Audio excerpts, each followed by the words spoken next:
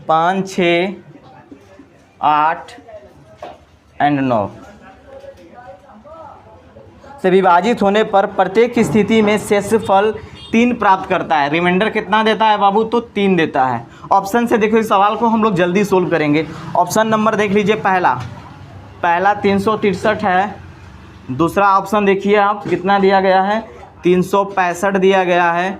तीसरा option check कीजिए बाबू, 360 दिया गया है। और चौथा ऑप्शन चेक कीजिए आप, कितना दिया गया है? 373 दिया गया है। आप सोचो कि संख्या से जब भाग देते हैं तो रिमाइंडर हमारा क्या बचता है? 3 बचता है। तो आपको कुछ नहीं करना है, इन सभी में उस 3 को घटाइए, इन सभी में 3 को घटा दीजिए आप। 3 से जब घटाएंगे तो ये 360 आएगा, ये 3 से घटाएंगे बाबू तो 362 आएगा, ये 3 घटाएंगे तो 357 आएगा, और ये 3 घटा देंगे तो कितना आएगा? 370 आएगा। ठीक है, आप इसमें से किसी एक नंबर से चेक कर लीजिए। अगर वो नंबर, अगर 5 से चेक करना है, चाहे 6 से, चाहे 8 से, चाहे 9 से, अगर ये 5 से पूरा का पूरा नंबर अगर डिविजिबल, जो नंबर 5 से डिविजिबल हो जाएगा वहीं आपका आंसर होगा। या 6 से चेक कर लीजिए, किसी में से कोई भी नंबर अगर 6 से डिविजिबल हो जाए तो वो आपका आंसर हो जाएगा। तो देखिए हम सबसे छोटा हमको लिखते हैं 9 से लेते हैं। 9 का डिविजिबिलिटी का रूल क्या होता है? सबसे आसान होता है। अब देख लीजिए 9 से डिविजिबिलिटी का रूल अगर हम चेक करते हैं तो ध्यान से देखिएगा बाबू, इस 9 से अगर हम करें तो देखिए इस 9 से करेंगे तो पूरा का पूरा नंबर 9 से कटना चाहिए। देखिए ये 9 था ना हमारा, 9 से अगर करते हैं तो 6, 3, 9, ये क्या होगा? 9 से डिविजिबल है। अब देखिए 6, 2, 8, 3, 11, 9 से डिविजिबल नहीं है ना, तो ये डिविजिबल नहीं होगा। 7, 5, 12, 3 कितना हुआ? 7, 5, 12, 3, 15, 15 9 से डिविजिबल है? नहीं। 7, 3, 10, ये 9 से डिविजिबल है? नहीं। तो इसका मतलब ये हो गया कि सिर्फ एक ही नंबर है जो कि 9 से डिविजिबल हो रहा है। इसका मतलब आपका आंसर क्या होगा? ऑप्शन नंबर पहला हो जाएगा। अगर आप इसको डिटेल में बनाना चाहते हैं तो इस पूरे टर्म का एलसीएम लीजिएगा आप, जितना एलसीएम आएगा उसमें क्या करिएगा? +3 जोड़ दीजिएगा, वहीं आपका क्या कहलाएगा? आंसर कहलाएगा। क्या कर रहा है आप देख लीजिए, यहाँ पे 20% कर रहा है परिवहन पे, ठीक है, और 40% कितना पे कर रहा है? खाद्य पदार्थों पे। ठीक, खाद्य पदार्थों पे व्यय करता है। यदि शेष राशि 9600 है, कह रहा है कि शेष राशि कितनी है बाबू? 9600 है पे है, तो उसकी आय ज्ञात करें। ना क्या किया? खर्च कर दिया। मतलब कि आप सोचिए ये 20% खर्च कर रहा है, मतलब कि अपने आय में घट रहा है उसका ना, तो ये डिक्रीजिंग परसेंटेज होगा। तो 20% का डिक्रीजिंग परसेंटेज क्या होगा बाबू? 20% बराबर होता है 1 बटा कितना? 20% बराबर होता है 1/5 फ्रैक्शन वैल्यू। जब इसका आप एमएफ निगेटिव निकालेंगे, क्या निकालेंगे? एमएफ निगेटिव निकालेंगे तो ये 4/5 हो जाएगा। ये कितना हो जाएगा? 20% डिक्रीजिंग मतलब 4/5। शेष का 40% क्या करता है? खाद्य पदार्थों पे खर्च करता है। शेष का 40%, तो 40% का फ्रैक्शन वैल्यू होता है 2/5। और यहाँ पे भी खर्च ही कर रहा है ना, तो ये भी हमारा क्या होगा? एमएफ निगेटिव होगा।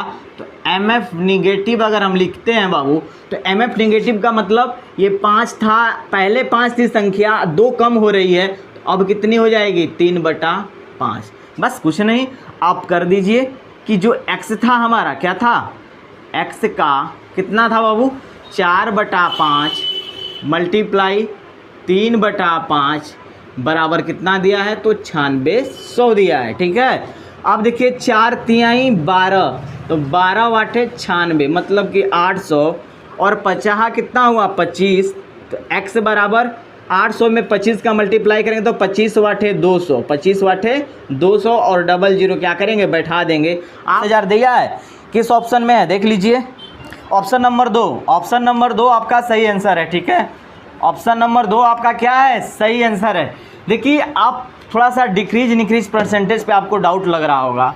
देखिए बाबू 20% अपना क्या करता है? खर्च करता है। तो अपने आय का 20% यदि खर्च कर रहा है तो वो डिक्रीज हो रहा है ना, कम हो रहा है ना, कमी को ही डिक्रीज शो करता है। फिर 40% खर्च कर देता है खाद्य पदार्थों, तो वहाँ पे भी एमएफ निगेटिव होगा, यहाँ पे भी एमएफ निगेटिव। तो 20% का फ्रैक्शन वैल्यू 1/5 होता है, तो इसका एमएफ 4/5 हो जाएगा। 40% का फ्रैक्शन वैल्यू 2/5 होता है तो इसका MF निगेटिव 3/5 हो जाएगा। अगर यही पॉजिटिव रहता तो 5 2 7/5 हो जाता और यहाँ पे कितना हो जाता बाबू, तो 6/5 हो जाता, लेकिन निगेटिव खर्च कर रहा है। तो ये सभी किसके बराबर, 9600 के बराबर। तो मैंने यहाँ पे फाइनली आंसर लिख दिया। R बराबर कितना दिया है, तो 12 दिया है, ठीक है, 12%। और उसके बाद कहता है बाबू कि 2 वर्ष, N बराबर कितना दिया है, तो 2 ईयर दिया है, ठीक। आपसे कहता है कि CI और SI का अंतर बताइए 2 साल के लिए, ठीक। और आपका दूसरा P बराबर कितना दिया है बाबू, तो P बराबर 2500 दिया गया है, ठीक। तो 2 साल के लिए CI SI का अंतर का एक फार्मूला होता है P इंटू R/100 के पावर 2। 2 साल के लिए ये CI SI का क्या होता है, अंतर बराबर एक फार्मूला होता है। शॉर्ट ट्रिक है, आप इस पे रख लीजिए। देखिए 12% का फ्रैक्शन वैल्यू क्या होता है बाबू, तो 3/25 होता है। कितना होता है, 3/25 होता है। तो आप बताओ बाबू कि ये P था, क्या था हमारा P कितना दिया है, तो 2500 है। कितना है P 2500 इंटू R हमारा कितना दिया गया है बाबू, ध्यान से देखिए। R का मान तो 3/25 आ गया, तो 3 बटा कितना हो जाएगा, 25 का होल स्क्वायर, क्योंकि मैंने फ्रैक्शन वैल्यू में तोड़ दिया। आप देखो इसको हम कटाते हैं बाबू, तो ये फाइनली हमारा होगा 2500 मल्टीप्लाई 3 बट ये 3 का अगर होल स्क्वायर तोड़ देंगे तो कितना हो जाएगा 9, और 25 का 625 हो जाएगा। ये देखिए कितने बार में कटेगा, 25 से कम 25, और 25 का ये कटेगा 25 बार में, ठीक, इस बार में आएगा। इस 25 से इसको काट देंगे तो 4 बार में, 9 से गुणा कर देंगे तो कितना हो जाएगा 36। तो यही आपका आंसर होगा। देख लीजिए ऑप्शन नंबर किस में दिया है, तो ऑप्शन नंबर 2 आपका सही आंसर है। ऑप्शन नंबर 2 आपका क्या होगा, सही आंसर है। ये फार्मूला आप याद रखिएगा, 2 साल के लिए फार्मूला होता है, ठीक। चलिए अगर हम मान लेते हैं कि अगर प्रत्येक का मूल्य सामान्य मूल्य पे खरीदा है तो प्रत्येक थैले का कितना, प्रत्येक थैले का CP कितना हो जाएगा, बराबर इक्वल है। अगर एक थैले का CP कितना मानते हैं,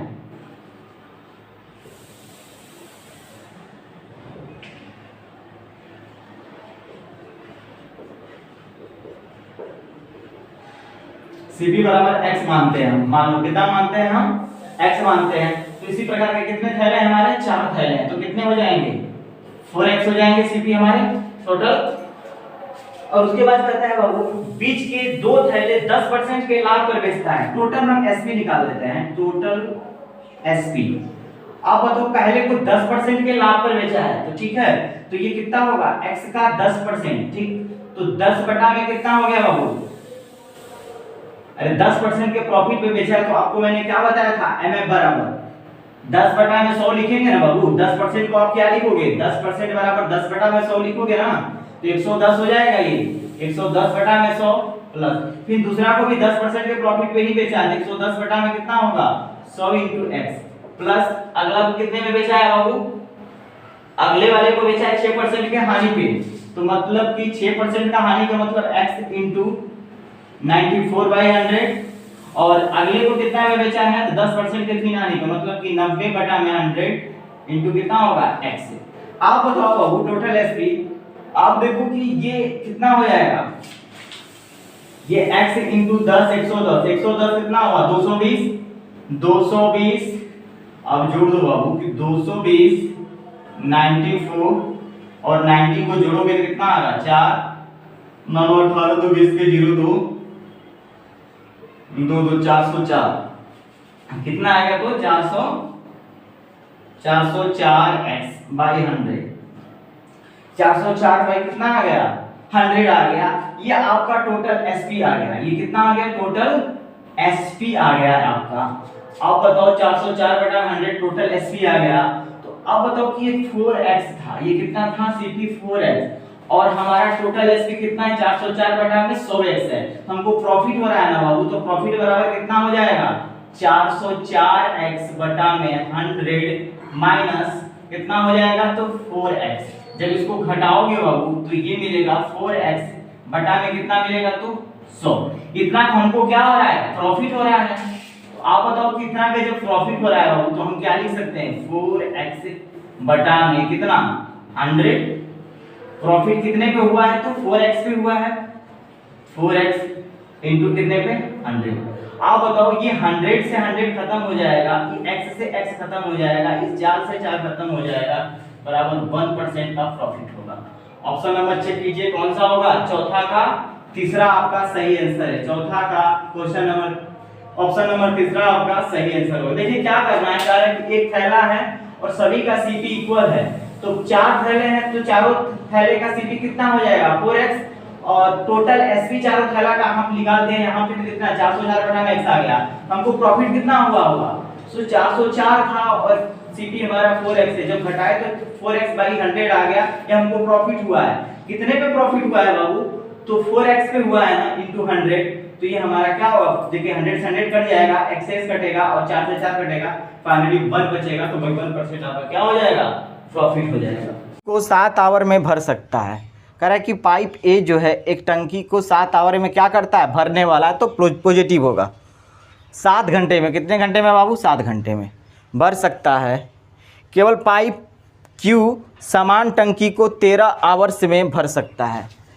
कह रहा है कि बाबू क्यू जो है वो कितने आवर्स में भर सकता है बाबू, टंकी को 13 आवर्स में भर सकता है, ठीक। तो वे मिलकर टंकी को कितने समय में भर सकते हैं, कह रहा है कि दोनों मिलकर टंकी को कितने समय में भर सकते हैं। देखिए कुछ नहीं करना है, 13 और 7 का आपको क्या करना है, एलसीएम निकाल देना है, तो 13 7 कितना होता है 91। यहाँ पे आपको इफ़िशियंसी निकालना है पर डे, ठीक, ध्यान से देखिए। टोटल वर्क ये किसको डिनोट करता है, तो टोटल वर्क को, मतलब कि जो हमारी टंकी है उसकी कैपेसिटी है 91 लीटर, ये क्या है हमारा कैपेसिटी है। तो 7 से जब देखो 91 लीटर पानी 7 घंटा में ए भर देता है, तो 1 घंटा में कितना पानी भरेगा, ठीक है। तो आप बताओ बाबू 7 से 91 में भाग दो तो कितना आ जाएगा 13, ठीक। ये और ये क्यू भी है भरने वाला ही है, क्यू भी क्या है भरने ही वाला है।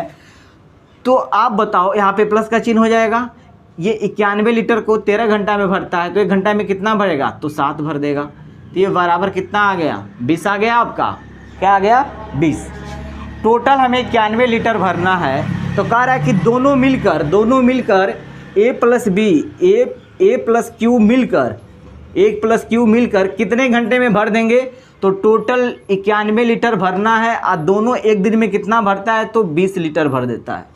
तो आप बताओ बाबू जब इसको 20 से 20 काट देंगे हम तो क्या होगा, ये 20 से 20 कटेगा, तो देखिए 20 चौके के 80, कितना हो गया 80, कितना बचेगा, तो 11.20। लेकिन ये हमारा घंटा में, ये हमारा आवर्स में हो जाएगा, तो 4 आवर्स प्लस 11/20 को आवर्स को ये मिनट में बदल दिया है, तो 20 तिहाई कितना होगा 60। तो हम कह सकते हैं कि 4 आवर 33 मिनट, 4 आवर 33 मिनट में ए और क्यू मिलकर क्या करेंगे, टंकी को भर देंगे। बाबू देखना यहाँ पे क्यू के जगह पे शायद सवाल में अगर बी लिखा हो तो घबराना मत, बात वही है, ठीक है। चलिए हो गया। ऑप्शन नंबर चेक करिए, ऑप्शन नंबर कौन सा है बाबू, तो ऑप्शन नंबर आपका दूसरा आंसर होगा, ऑप्शन नंबर 2 आपका सही आंसर है।